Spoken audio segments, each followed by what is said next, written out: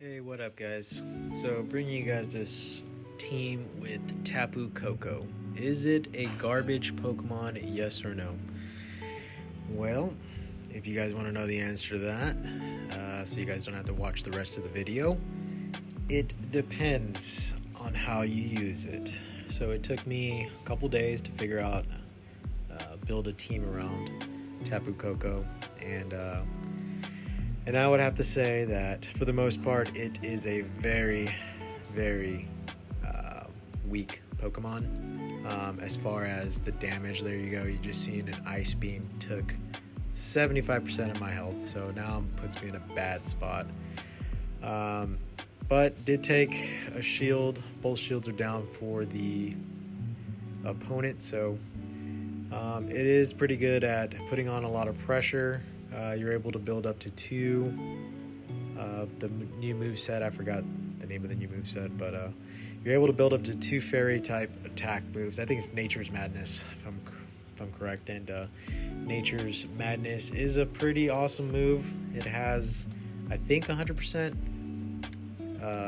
attack opponents, or correction, and not attack, but their defense drop is 100%. So it is that move is pretty cool. But I would say for the team, though, the MVP, of course, is Greninja. Greninja is just so spammy. Love it. Is able to flip matches, able to take shields. So I would say the MVP of the team for sure is Greninja. It took me a while to build this team. And for some reason, on 2 matches in a row, I got this freaking bird duck thing. And it just gave me a hard time.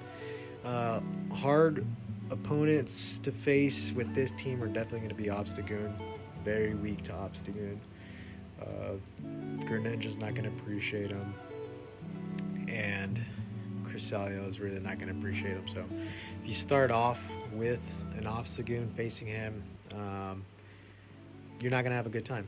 And you can see there, Leaf Blade just did, like I said, 60% damage there to my Tapu Koko, but now I can put some pressure on him.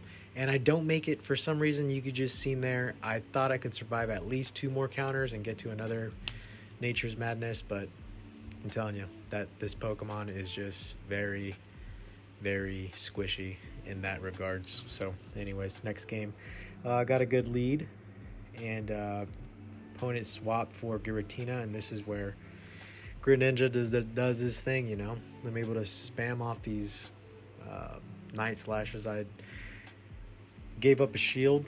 I don't mind that. I know, because I want to align that Poliwrath with my Cresselia, and it will give the opponent basically nowhere to go. So I don't mind giving up shields in this scenario. I think I might go another shield up. Maybe not.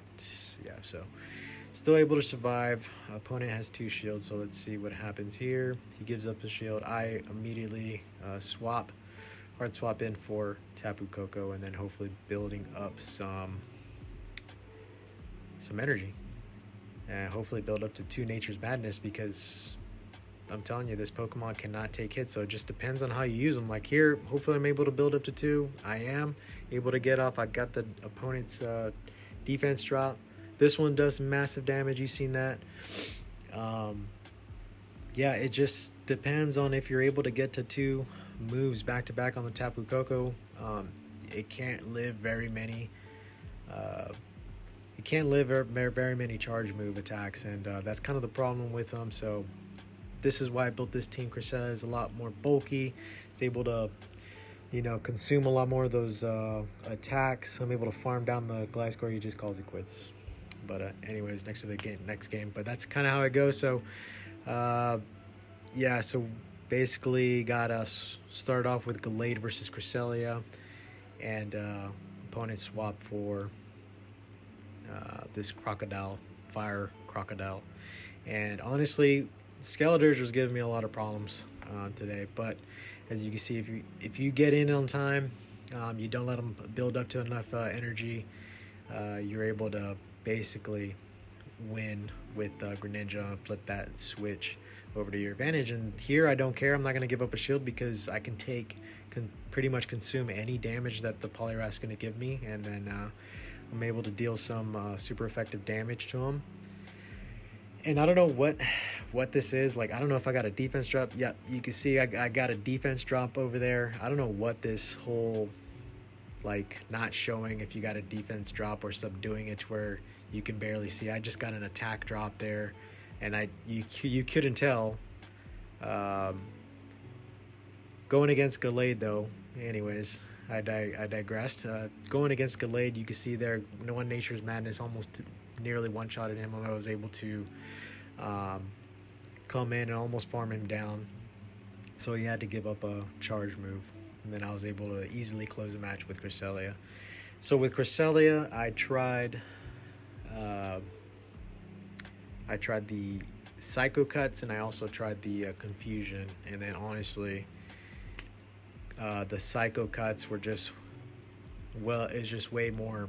You get to your charge moves a lot faster, and it just wasn't worth it to go run Confusion. I was losing a lot of matches because I was running Confusion. I wasn't able to be as quick to my charge move, so I would highly recommend just running Psycho Cuts. This way you're a lot faster your charge moves. That's going to pay bigger dividends. And you're about to shortly find out why I say Tapu Koko is very squishy. Bang, that's like 70% damage. So you can see, I mean, come on. A freaking Grass Knot just did 70% damage on this Tapu Koko. Like, come on, man, that is unreal. So you can see there, you know, it is what it is. You can have some pretty favorable matchups and, you know, get those, you know, you'll have favorable matchups on the dark moves or the dragon moves. But, I mean, a Grass Knot just completely demolished me right there. So that kind of sucks. So take it for what it is. That's why I built this team around Tapu Koko. I did go positive, which you will see here. I went 4 out of 5, so not bad. And I also built up to the level 20 rank. So yeah, now you see my ELO is 1940. But and then I just put a couple other matches on there for you guys if you guys want to watch those. On this set, I did go 4 and 5 again. I do like this team. It is pretty fun to play. It does get annoying how squishy Tapu Koko is, honestly. So I think I would almost rather have Ampharos. He's not as squishy. He's a little more bulkier. But yeah, I mean, electric move with the, you know, with the fairy type charge move, just really good to have. I can totally see these movesets being very useful, but especially here. So you see he's able to take one. Leaf Blade does about 60% damage. I'm going for Nature's Madness. Let me see if I'm able to build up to 2. I should be able to, and I do. I'm able to get this off. So it's able to drop the opponent's defense 2 times. Give me a little easier matchup when I bring Cresselia back in, and that's kind of the theme. Is if you guys haven't noticed, Tapu Koko he's able to take some shields from the opponents, able to put on that pressure, and then come and clean it up with Cresselia and able to take these surfs. And I don't know why, but the opponent didn't go for a Moonblast. Maybe he could have possibly won that one. But anyways, that's the team, guys. I hope you guys like it, and if you do, please hit the like button, and I appreciate it. You guys have a good day.